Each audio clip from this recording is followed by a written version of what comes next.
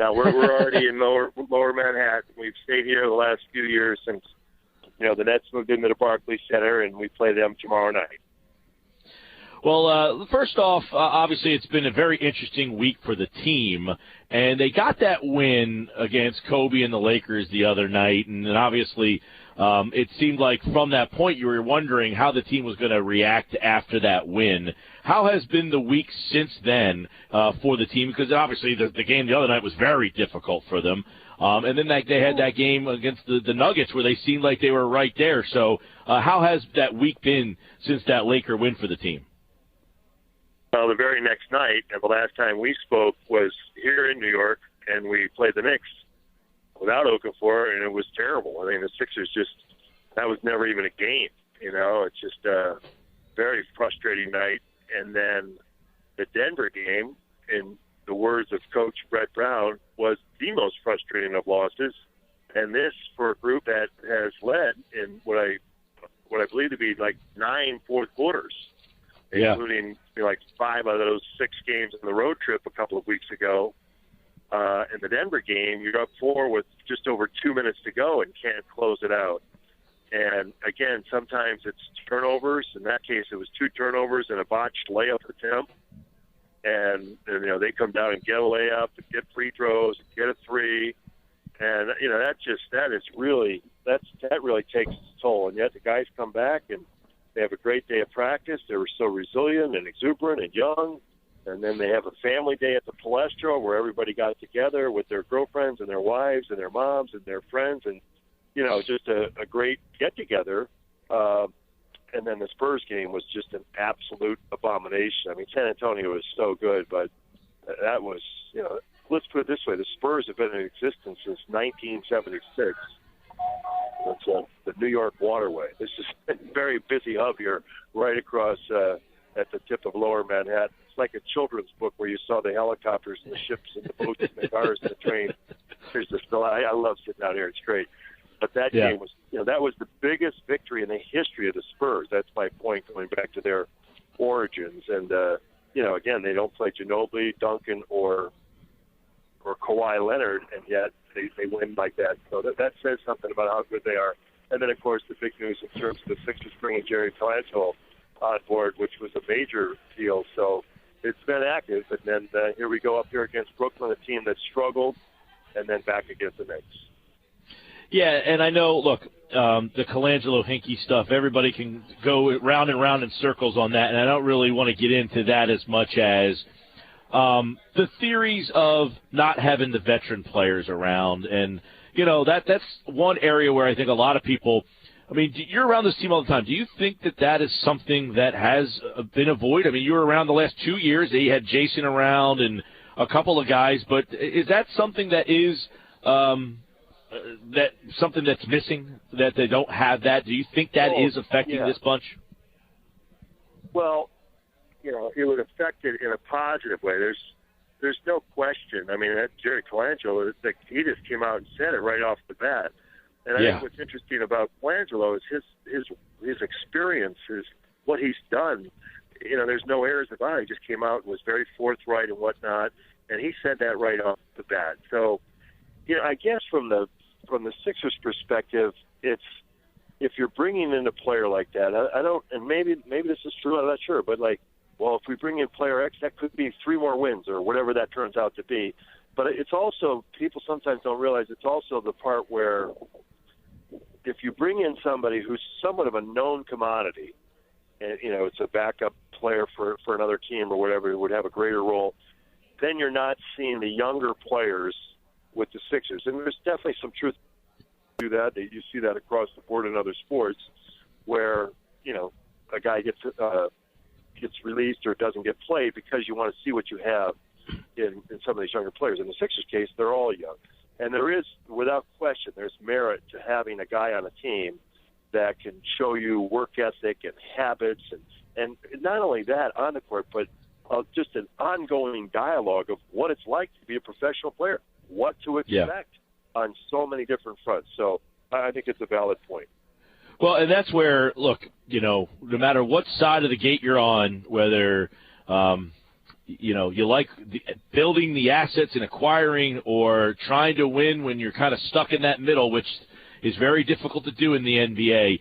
The human element, I think, sometimes gets lost that, hey, these are players and the assets are just that. They're not assets. They're people. And, that is something that I think plays a factor. That maybe you get excited, Tom, like, wow, we got all these draft choices and what a young kid. You do lose sight sometimes that they are human beings and there is a human element. And I think that was one thing that may have been overlooked. And look, I will flat out tell you, I really like, as Jerry said the other day, it's a strategy. The NBA, the rules are set up where you need a star, and it's a strategy. So the human element of it is really the question, where these are human beings, they're people, and it is difficult, regardless of the situation when you're not winning. Well, I'll be honest, Mike. I don't think he doesn't ever refer to the players as assets. He wants to make this the best possible environment for the players. The assets in the NBA are the draft picks and the salary cap space. Those are the things. Those are the tools that help you go out and make deals. That's what I think people talk about. They're not talking about the employees as that in that manner at all. No, that's Sam Hinkie. He's down there every day with these guys, developing relationships and trying to help them and asking them, what else can we do for you? I mean, the investment that the Sixers management, the ownership, has put into all of the support around these guys, I've never seen anything like it. Like when I started 21 years ago, our offices were still at Veterans Stadium. We had total 35 or so employees. We came here to New York today with probably 40 people, and they're not radio guys. It's just one radio guy.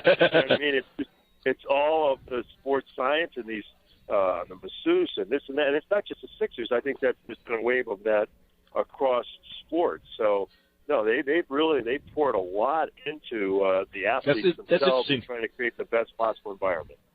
That's a good thing to know, Tom, because I don't know that people think that, and I think it's great to hear from you. I do want to ask you a couple questions. Marshall, Roten, two guys. Marshall led the team in scoring last year. I think that's overlooked somewhat. He's not maybe knocked the rust off yet. Roten, I'm sorry. And Marshall, 8.8 assists in L.A. a couple of years ago. Two professional players. How much does just having them back add to this team? And it's not a wins and loss in a playoff run type of thing, but just having two players of that ability to kind of give them a little bit of a lift. Well, it won't be playoffs, that's for sure, but it could be some wins and losses, getting back to what I was just talking about finishing out games. If you've got somebody in there that can distribute and get the ball to somebody and set them up for a shot, that in part is sort of been what the Sixers have been lacking. First, Tony Rote's been in there, and he had like 4 points and 4 turnovers in 14 minutes the first game, and then it was up to 16 in his second game. And he's a guy who can get his own shot, and that, too, has been something that the Sixers have been lacking. He's an incredible athlete, but for me, and Tony Roten's going to play strictly at the point right now, and if he's in there with Cannon would play the two. The evolution of his game has got to be where he's a distributor.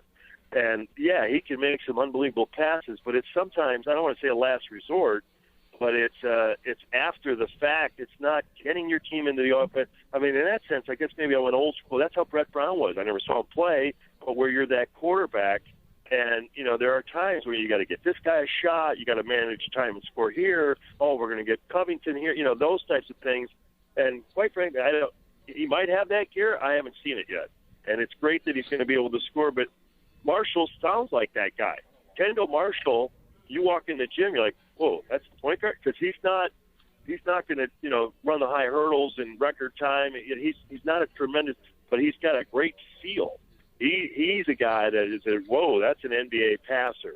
So you bring these guys into the mix, and it'll take them some time. And like I said, in Tony's case, that's only 2 games. You got to give him a couple weeks, 10 games, to be able to get back into the flow and the rhythm and get his legs underneath him, literally, not just into the game, but into a shot and stuff like that.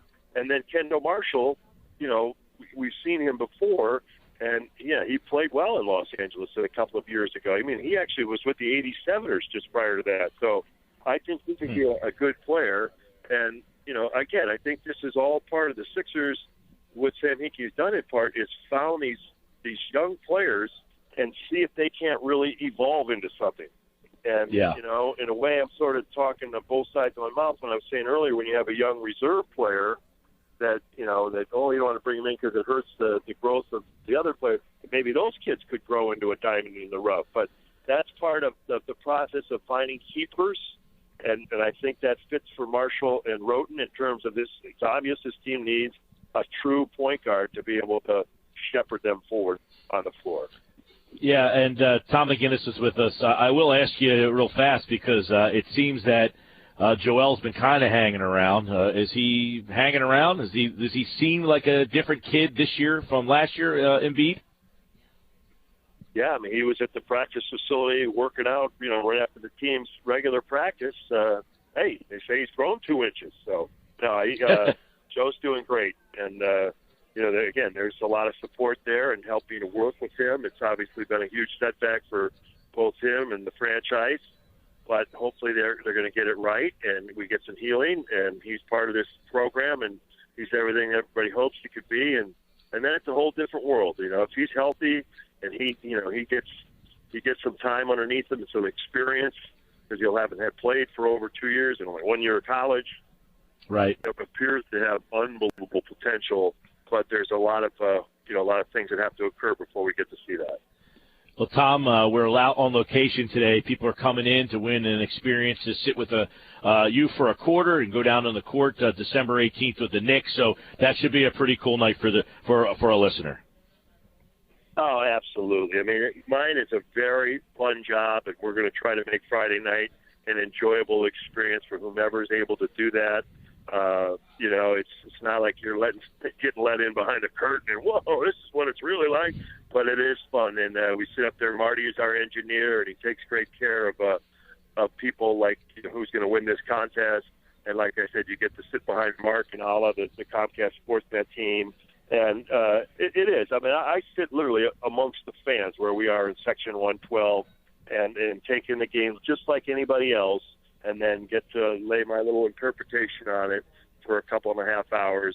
And they're going to be a part of that, and we try to make it as special as possible. It should be fun. Yeah, it's a good time, and we have that going on tonight. So we'll pull that winner, and you'll hang out with Tom on Friday night against the Knicks. Tom, we'll let you run. I know Jersey City is a great view across there. I've been there plenty of times, and we always appreciate your time. All right, Mike, have a great afternoon. Thank you. Take care. Tom McGinnis, everybody, the voice of the 76ers.